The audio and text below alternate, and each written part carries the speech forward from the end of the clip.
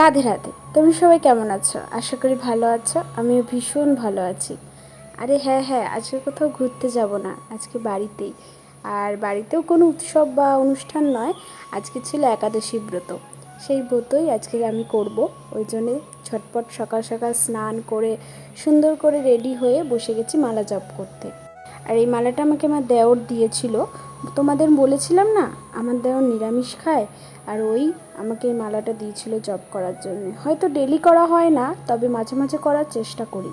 সবার মতো হয়তো 16 মালা জপ করতে পারি না, তবে যতটুকুনি পারি করি।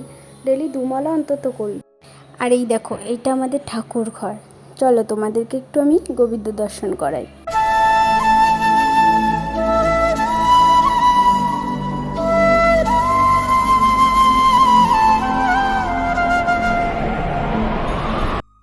এদিকে বাইরে সূর্যি মামা টেম্পার বাড়িয়েই চলেছে। এই গরমে নাজেহাল হয়ে উঠছি, বাপরে বাপ।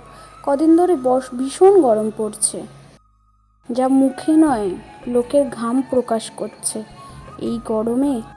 তারপরে আর কি নিচে চলে গেলাম, কারণ সকাল থেকে তো খাওয়া দাওয়া হয়নি, তাই প্রসাদ খেতে হবে।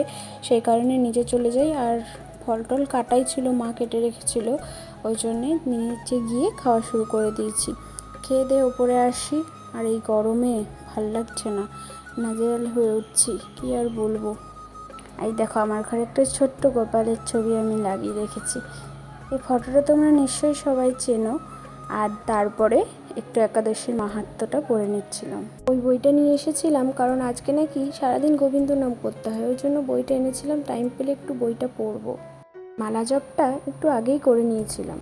তোমাদেরকে তো বলাই হয়নি, এটা পাণ্ডবা নির্জলা একাদশী ছিল। আমরা তো নির্জলা থাকতে পারবো না, ওই জন্য আগুনের জিনিস না খেয়ে ফল খেয়ে আজকের এই একাদশীটা পালন করছিলাম। আমরা একাদশী পালন করি। তোমরা তাড়াতাড়ি আমার চ্যানেলটা সাবস্ক্রাইব করো আর লাইক শেয়ার। টাটা।